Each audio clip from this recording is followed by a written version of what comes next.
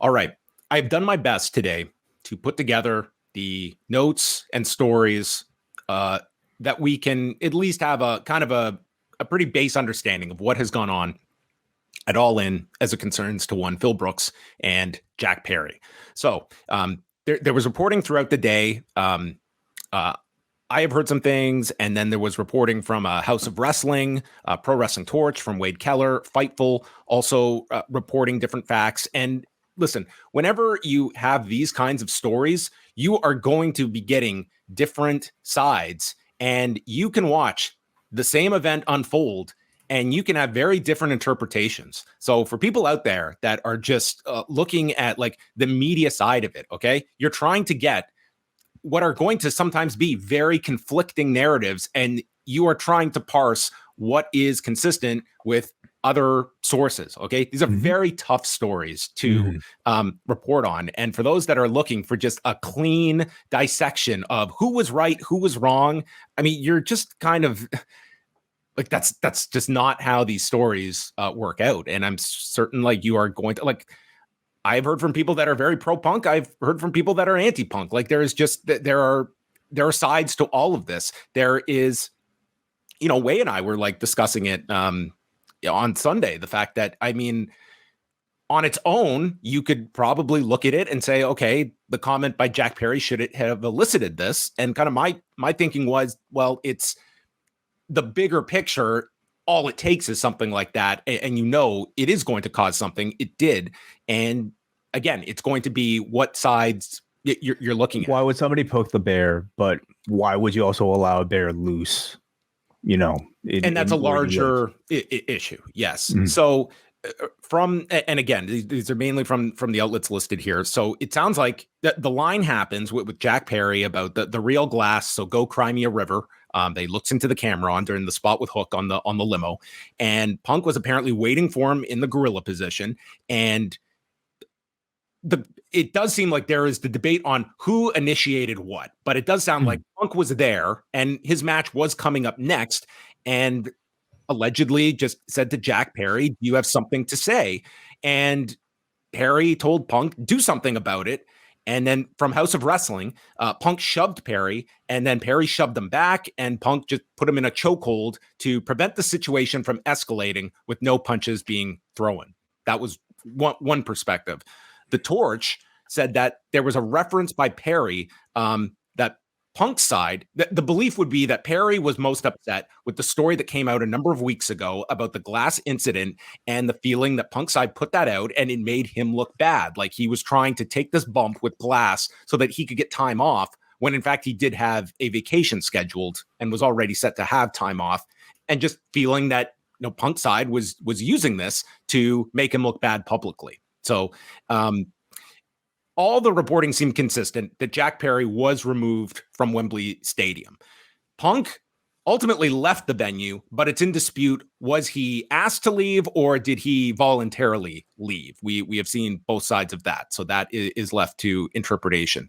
The Torch stated that Punk was threatening to quit in the heat of the moment, and it was concerning enough that they thought they might have to mix up the match order, because remember, this is happening in the time frame before that last 0 hour and the biggest show in this company's history about to go live. So just think about the tension that this must have generated. And here we are dealing with this minutes before going live with this show.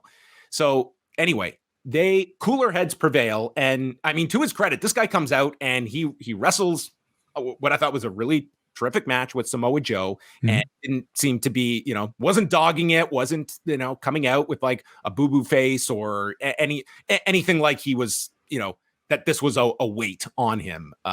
Granted, you're watching this without the knowledge of what's just happened, but comes out, works the match.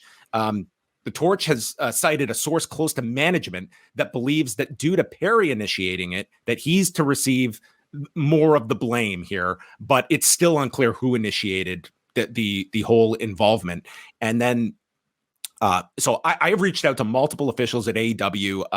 I have not got anyone to comment on the record, but I have not been able to confirm yet any punishments that have been handed out. Brian Alvarez had stated that there's a belief that both have been suspended while this investigation is ongoing. We know there's some investigation because Tony Khan said as much, and that would be consistent with the last time that they had to investigate after All Out, is that the central parties were sent home. So that would be consistent. I just can't confirm that yet, that they have been suspended. And certainly this of all weeks would be, I mean, that would certainly be, the company, like, what are you to do here? Like, do you take action and be consistent with what you did, but to your own detriment by taking the biggest star off of these Chicago dates that you have booked coming up 2 nights at the United Center? That's a really difficult position to be in. And it's so deep in the weeds at this point. And I know for many people, it's going to be, well, you're going to have many different reactions, but certainly there is the consistency that Punk is the one that is the common thread in all of these different stories. And what you are weighing is this happening. I'm sure that Tony Khan was like, can you imagine him having to go to that press conference? And this is legitimately the greatest success of his professional life, at least in professional wrestling and maybe in business completely. Like this day was probably his proudest moment of what he gets to do. And he's got to open a press conference addressing this. So you've got that on top of things here. But this is so important for them to get Collision to be a big show. We've seen where the numbers are at the moment. After 10 weeks, they're averaging a 0.2, which I would say is at the acceptable level of where you would want it. But you don't want it to go down much further. And we're going into football season. Punk has a lot of value, and there are going to be a lot of people that do see Punk's side in this whole thing, that are going to look at, listen, yes, this guy he's got a short fuse. Like, that has been established. Does that give a guy the right to go out on television and just pretty much go into business for himself and get this line in and look at the fireworks it causes? You mean the page peg warmer line? Sorry. And that would be, or were you talking about Jack Perry? I was talking about Jack Perry. Okay, but it's equally that blame can go to Punk for the same thing, that he went out and did nothing different. Now, he did apologize for that, but regardless, he did that in front of an audience, and it's the same deal. It was the same, the counterfeit Bucks line. Yes, it gets a pop, and it's a cute line, and people are waiting for that line, but we're not building a program there. We're not building Jack Perry and CM Punk. It's like these little things, these little lines to you and I might be just innocuous. They are anything but. And look what has come out of this. And now we await. I don't know if AEW comes out and you have to state what Punk's status is. You can't leave people hanging this week and potentially buying tickets when your number one star might not be on those shows. Yeah. And as of now, they have not stated anything, but this is one where you can't keep quiet and just no comment it all week. Like, we need to know. And I would think by Wednesday, you would think like it has to be crystal clear what's happening. And it makes it, a very complicated week for AEW, but this has been a whole complicated mess to try and balance this and run a business with stars and try to navigate this latest issue. And this to me was a really avoidable one, but if it wasn't this, it would probably be something else. I would have said, a year ago, that incident was avoidable too, and I think a lot of people would have as well. It's really just pretty incredible at this point that a year in, we're, again, this problem, or at least these tensions seem to be just getting worse and worse, rather than, the opposite. And I don't have a great answer. It's not like I sit here and just can state, well, listen, if you just do this and this, like it's not as simple as just, okay, we just have to part ways here. Like, there's a big penalty for you to do that. But this is sort of what you are going to have to navigate on the other end of it. And, to the side of a Jack Perry, like, this is kind of what has been fostered now, where here we are, like, this guy, in his entire career, are we going to look back and call this the biggest match of Jungle Boy's life? Maybe not, but the odds of him, like, this is going to be among the biggest crowds he has ever wrestled in front of. And And it could end up, and like this was something that was a part of it that he needed to get out. And it sort of does tell you that those that are upset, like there is not a hesitancy to use the television to get your point across and make a public kind of clapback. Right. And I wonder where he would have learned that from. Well, and that goes, it's certainly, it's very difficult if you're a Punk and wanting to position yourself as this leader. And there are definitely those that see him as a leader. But then when you go out and do the Hangman thing, and that's the most recent, like how can you preach that leadership when you're the one going out there and throwing the latest dagger at Hangman Page when we're trying to fight through all of this drama and it just resurfaces. And when it goes from an incident in the back, I will say non-physical incidents in the back, into verbally on television, it crosses a line. And then when we're getting to physical altercations, that is just a further escalation of these issues. Sure. Yeah, absolutely. I can see, I mean, there's really no excuse, I would say, for either party getting in a physical altercation, and I think appropriate punishment needs to be dealt out for everybody involved here. Doesn't matter who started it, in my opinion. I mean, you weigh it slightly differently if you do have some concrete evidence about, this person shoving this person first, whoever made physical contact first. I think that crosses the line. I will also say, though, a 40-something-year-old man, I feel, especially a guy who, fancies himself a leader in the locker room, should be doing everything in his power to not get in any confrontation, to just let the situation cool off. Don't make eye contact with the guy who just said something about you on TV, and you deal with it as a mature adult in the back afterwards with management present, especially knowing how sensitive things already are with your own, reputation in this company. I feel a lot more disappointed in the adult or the supposed senior member of the staff in the room.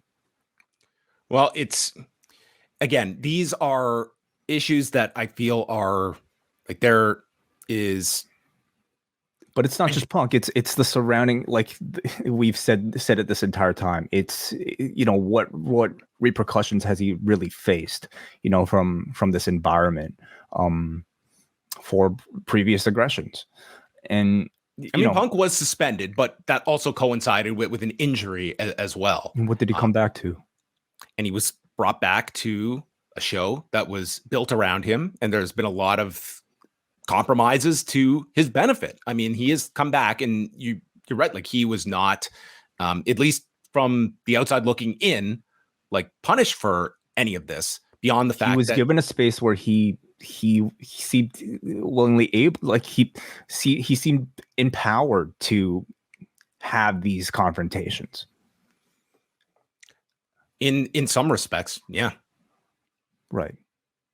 But I don't know what the answer is for this week. Like I don't know if and the messages and again, like this is one where, are you judging this as an accumulation of all these issues that there is a root problem to attack, or are we just going to address this one on its own?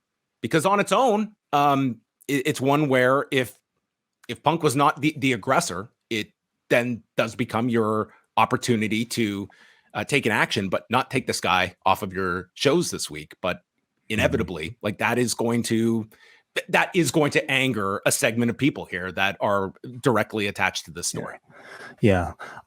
I think if you're Tony Khan, AEW at this point, I think you should be setting an example that regardless of whatever business, like sort of, harm it may do, you have to put your foot down and you have to show that you don't stand for this. This is a company that has run Chicago successfully in the past. I mean, All In, the original one, was in Schaumburg, in the same arena that they're going to be running. They'll be fine. Okay. These won't probably do incredible business. And yes, they will probably take a major hit, but the company will survive. I think it's more important to show your locker room right now that you mean it when you say that no one is bigger than this company. To play devil's advocate, if you take that stand and you're Tony Khan and I'm CM Punk and state that if you are suspending me over this action, where this individual approached me and he struck first, or he initiated this and put me into this unsafe working environment, I am not wrestling for this company if you have put me in this position, and I will take legal action. Okay. And you have lost this talent. You have lost him.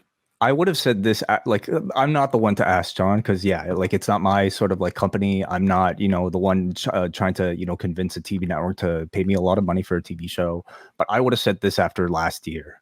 Yet, Tony Khan sees things very differently. So if there's a way, like, I mean, I think can he use I don't know what honestly his mind is thinking. He clearly sees not just a lot of value in having Punk on air, but in having CM Punk as a leader and almost an executive producer of sorts, for this entire Collision brand.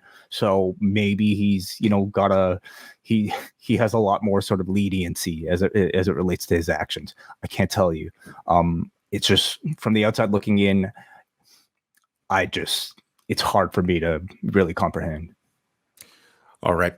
We're not going to solve the issue, but that's the latest. I didn't include some of the other stuff that came out today about Punk's travels and such. Like, to me, it's just, you're obviously seeing like his side getting a lot of issues out on his end, like his through House of Wrestling. House of Wrestling reported, like just like travel issues and stuff. And to me, it's just, I don't know. I don't know what you do with that. To me, it comes across like petty. And I don't think it endears Punk much to the general public to just bring up like a pretty, silly, like easy mistake like that. And it's just more friction with the company you have to work with. Like he didn't get picked up. So what? Like, he took the subway. Like, that's not a big deal. Yeah. It's anyway. So great ad for Nando's though. There have been some culinary beneficiaries out of these stories. Oh my goodness. Ice cream bars, muffins, Nando's, that seems to be the theme.